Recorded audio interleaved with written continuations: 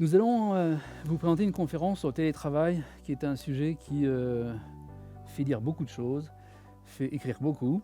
Emmanuel Deso va vous présenter toutes les composantes de ce concept, on va dire plutôt du télétravail, et qui, j'en suis certain, va vous aider à faire le tri entre ce que vous avez pu lire, entendre et prendre la bonne décision avec vos équipes.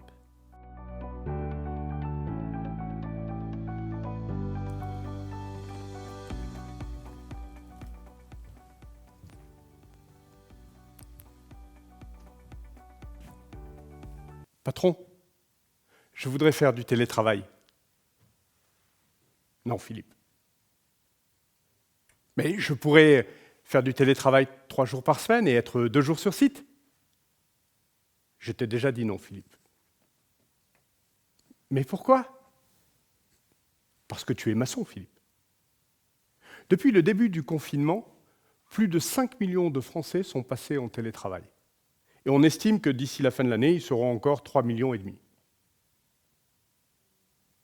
Les prémices du télétravail sont apparues dans les années 50, 1950, avec l'architecte Norbert Wiener, qui depuis l'Europe supervisa la construction d'un bâtiment aux États-Unis en utilisant des moyens de communication, de transfert de communication pour suivre l'avancée des travaux.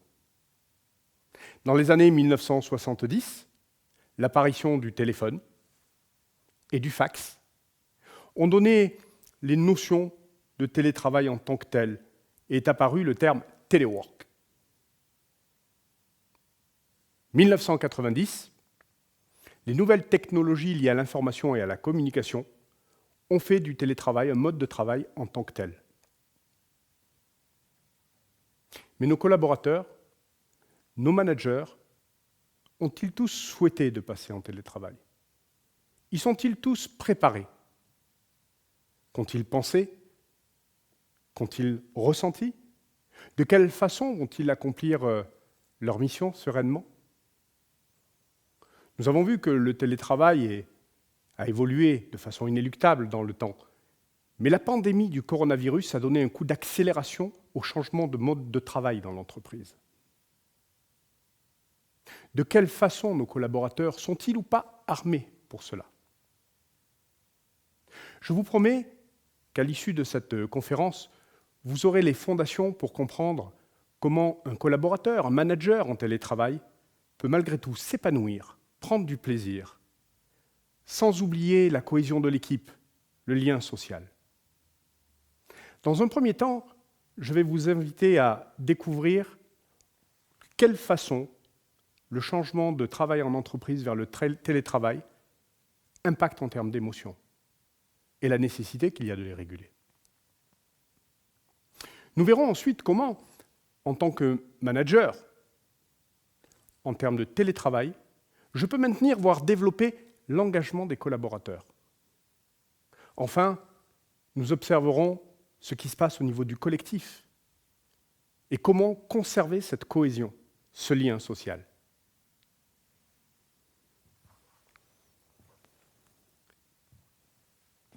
Chloé travaille pour une entreprise bancaire de type mutualiste.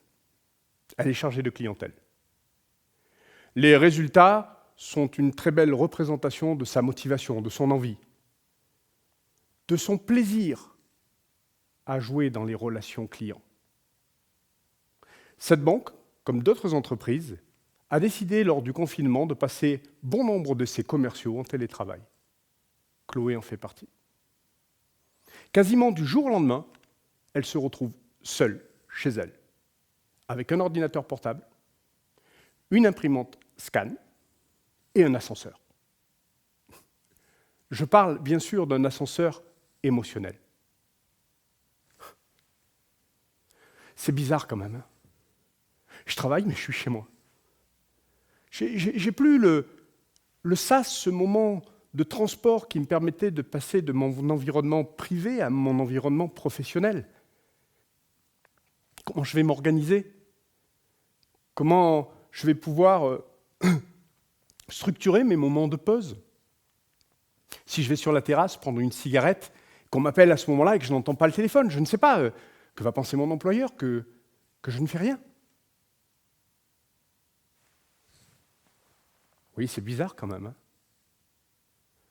C'est bizarre parce que tous ces moments de pause café qu'on avait à l'entreprise, c'était sympa. Bien sûr, on discutait de tout de rien, mais pas seulement. On échangeait aussi nos astuces, nos arguments de vente. Ça va me manquer. Par contre, il y a quelque chose qui ne me manquerait pas, parce que si travailler à la maison veut dire être surveillé, devoir justifier de toute notre activité 3 à 4 fois par jour, si ça sombre dans le flicage, alors en termes de motivation, moi, ça ne va pas marcher. Hein. Mais quand même, ça a des côtés sympas. Je veux dire par côté sympa, fini les grèves de transport, les bus bondés, le stress dû au simple fait d'arriver en retard alors qu'on ne maîtrise pas le trajet. Et puis je vais y gagner en temps de sommeil, c'est quand même pas désagréable. La valse des émotions. Il n'y a plus de frontières entre vie professionnelle et vie privée. Et quelle que soit l'émotion que l'on vit, tristesse, peur, joie, colère, ce changement de travail, ce changement de paradigme va marquer de façon importante. Cela crée des risques, des avantages. Risque d'isolement. Je suis tout seul. Déjà, c'est quelque chose qui peut être anxiogène d'être tout seul. Mais je peux aussi, quelque part, surtravailler. Je suis, en quelques heures, capable de faire autant de productivité que dans un espace plus long en entreprise. Et donc, ça veut dire que je suis en surchauffe. Si je ne sais pas me réguler, ça peut aller à l'épuisement, au burn-out. Qui est vigilant à ce risque psychosocial s'il n'y a personne autour de moi? L'obligation d'être autonome. En cas de besoin, je me tourne vers qui? Bon, je peux appeler mon manager, mais je ne suis pas seul dans l'équipe. Si tout le monde l'appelle au même moment, comment je vais faire pour l'avoir? Il peut y avoir des notions d'urgence parfois. Je suis obligé de me débrouiller, seul. Système D. Et puis, il peut y avoir cette sensation étrange de passer à côté d'opportunités. Je ne suis plus au centre des décisions, des communications. S'il y a des opportunités de faire d'autres choses, d'autres missions, d'autres projets, d'évoluer, comment le saurais-je? Il y a par contre aussi des avantages, des opportunités. L'indépendance. Bon nombre de collaborateurs subissent des process, des règles. Le fait du jour au lendemain de s'organiser par soi-même, de décider de ses propres process, peut permettre une efficacité bien plus importante. Le gain de temps. Je mettais avant, grosso modo, 30 à 45 minutes, selon la circulation, pour aller au bureau. Je mets actuellement 45 secondes pour passer de ma salle de bain à mon bureau. Ce gain de temps amène aussi la troisième opportunité, une potentielle meilleure qualité de vie.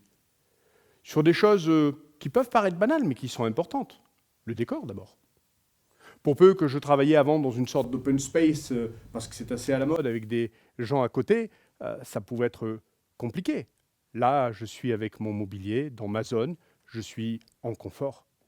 Et puis, quand je fais un café, c'est ma machine à café, c'est mon café. Robusta, Arabica, Colombie. Très différent du café à 30 centimes de la machine qui tombe dans le gobelet. Il y a un changement complet, il n'y a plus de frontières entre vie professionnelle et vie privée. Il faut donc recréer cette frontière. Il faut la recréer émotionnellement. La première des choses, c'est d'avoir peut-être un espace dédié. Je suis au bureau, c'est mon temps de travail. La journée est finie. Un espace dédié où je puisse avoir ce sas entre vie professionnelle et vie privée. Il faut peut-être aussi prendre l'habitude de mettre le costume qui correspond au rôle. Je ne parle pas forcément de mettre une cravate ou de passer du temps à se pomponner, se maquiller. mais simplement de ne pas forcément faire son télétravail en pyjama sous prétexte que la visio n'est pas là. Enfiler ne serait-ce qu'un t-shirt, peut-être différent entre celui du matin et puis le soir quand je veux mettre off, pourquoi pas, mais créer ces routines, c'est important. Et au-delà donc de ce rôle de costume, des routines même plus générales. Avoir des petites routines qui me permettent de dire je pars au travail ou j'arrête. Mon café du matin. Le soir, peut-être le fait d'éteindre l'ordinateur, que sais-je. Et en tant que manager, pour moi aussi, c'est un challenge que de passer d'une entreprise présentielle au télétravail. Je n'ai plus mon équipe sous la main. Comment trouver le juste équilibre entre n'oublier personne? Quand je dis n'oublier personne, c'est aussi en présentiel, je peux voir sur les visages quand ça va pas. Là, je n'ai pas cet indicateur. Et l'autre pendant qui serait être sur leur dos en permanence. Comment trouver ce juste équilibre? Il faut donc avoir conscience de l'impact émotionnel et de la nécessité de réguler ses émotions.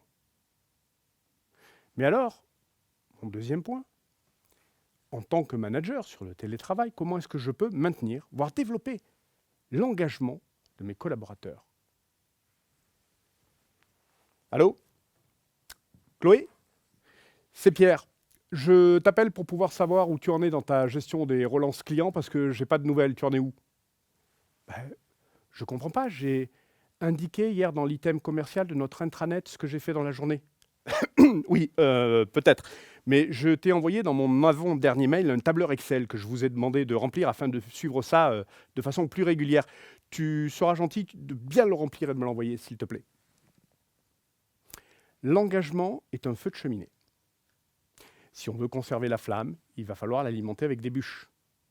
S'il y a un coup de froid, ça peut éteindre la flamme. Première bûche, la confiance. Quand on est un manager en distance, on a une peur, une crainte, la perte de contrôle. Qu'est-ce qui se passe chez la personne? L'Institut Valoir a montré qu'en fait, le changement brutal de l'entreprise vers le télétravail a créé une baisse de productivité de moins de 1%. Apprendre à faire confiance, lâcher prise. Il faut pouvoir laisser le collaborateur en télétravail s'organiser. La confiance, en plus, a un effet positif fort. Redorer l'image de l'entreprise aux yeux du collaborateur. Redorer aussi l'image du manager. Les résultats ne sont qu'un indicateur qui va me permettre de voir quel degré de présence je dois avoir. Les résultats sont bons? Ça veut dire que mon collaborateur est autonome, se débrouille, se donne à fond. Attention à ne pas l'oublier. Il faut quand même de temps en temps pouvoir être présent. Nous verrons ça, sur l'aspect du climat social notamment. Les résultats ne sont pas bons. Il a peut-être besoin d'être accompagné et rassuré. Il n'arrive pas encore à s'organiser. Il ne faut pas pour autant le décourager. Si je dois recadrer, il faut le faire sur le manque d'engagement, pas sur le manque de résultats qu'il ne maîtrise pas. Deuxième bûche, la valorisation. Les managers ont tendance à l'oublier, mais il est plus facile et plus rapide de valoriser un collaborateur sur son engagement que sur ses résultats. Allô Pierre, c'est Chloé. Je voulais t'appeler parce que je sais que tu as à cœur de suivre les résultats assez régulièrement et je viens de faire un beau contrat avec un prospect que j'avais vu avant le confinement et qui vient d'accepter de signer. On transfère 120 000 euros. C'est bien. Bon, tu fais ce pour quoi on te paye, c'est ta mission, c'est bien. Tu penses à l'inclure dans le tableur Excel? La valorisation va nourrir l'optimisme. Elle va nourrir l'envie, elle va nourrir l'engagement. Les résultats, l'engagement et les résultats viennent de ce que ressent votre collaborateur. Ce qu'il ressent vient de ce qu'il pense. Ancrez les pensées positives. Voyagez avec lui dans ses émotions, aidez-le à les réguler. Vous réussirez. Nous voyons l'importance de cet engagement individuel. Et le collectif. Troisième point, l'importance du collectif, du climat social, de la cohésion d'équipe. Nous avons vu pendant le confinement l'importance des réseaux sociaux. Des outils comme Skype, comme WhatsApp, des applications comme Slack, comme Starleaf, Zoom, ont pris une importance importante. L'étude Valoir, dont je vous parlais il y a un instant, montre que le principal sujet de distraction des collaborateurs en télétravail sont les réseaux sociaux. Les gens ont besoin de pouvoir communiquer, même quand ils sont en confinement, même quand ils sont en télétravail. Je me suis aperçu d'ailleurs à ce propos d'une chose aussi. J'avais pris une attention particulière à ce que mon troisième fils, collégien, ne passe pas trop de temps sur les consoles de jeux, PlayStation, Xbox, vous savez comment sont les adolescents. Pendant le confinement, j'étais plutôt satisfait parce qu'il était assez autonome. Il faisait ses devoirs seul, il s'organisait. Alors, j'ai lâché un peu la bride en le laissant un peu plus jouer. Mais de temps en temps, je traînais l'oreille quand même pour pas qu'il y passe trop de temps. Et je me suis aperçu qu'en fait, il jouait en ligne avec ses copains. Et qu'en même temps qu'il jouait avec eux, les échanges tournaient autour de « Et toi, tu vis comment ta déscolarisation oh, t'as vu le devoir du prof de maths, c'était pas clair. Hein ouais, en art plastique, t'as pris quoi pour symboliser tes défauts et tes qualités ?» L'importance des réseaux sociaux. En tant que manager, pour regarder ce climat social, il faut aussi l'inclure dans le management du télétravail. Vous avez une visioconférence avec vos collaborateurs. Prenez du temps, en amont, en aval, pour parler de tout, de rien, pour prendre la température sur les ressentis. Loin des yeux, loin du cœur? Non. Loin des yeux, ouvre ton cœur. Comment tu te sens? Qu'est-ce que tu ressens? Comment ça se passe? Et il y a des routines. Je vous appelle tel jour à telle heure pour faire le point. Mais il y a aussi des appels impromptus pour voir comment ils vont, comment ça se passe, en quoi vous pouvez les aider. Pourquoi ne pas créer aussi des binômes entre les collaborateurs? À des dates prévues au planning, ils vont s'appeler les uns les autres pour voir comment ça se passe, comment l'autre s'organise, quelle idée il peut en tirer. Il y a de l'innovation et de la création à tirer aussi de cela. Le groupe PSA a fait du télétravail non pas une exception, mais une règle. Entre 2016 et 2019, ils sont passés de 2500 collaborateurs en télétravail à 18 000. Pendant le confinement, 38 000 collaborateurs étaient impliqués dans le télétravail. Et aujourd'hui, on parle d'un potentiel de 80 000 collaborateurs sur un effectif de 200 000. PSA, pour autant, maintient des journées, une journée à une journée et demie, collectives, de rencontres, dans des lieux conviviaux, avec l'interdiction de se connecter sur des mobiles, sur des tablettes, sur des ordinateurs, juste pour avoir des échanges cordiaux, créatifs. L'enjeu, bien sûr, est de ne pas déshumaniser l'entreprise, mais aussi de créer ce lien social.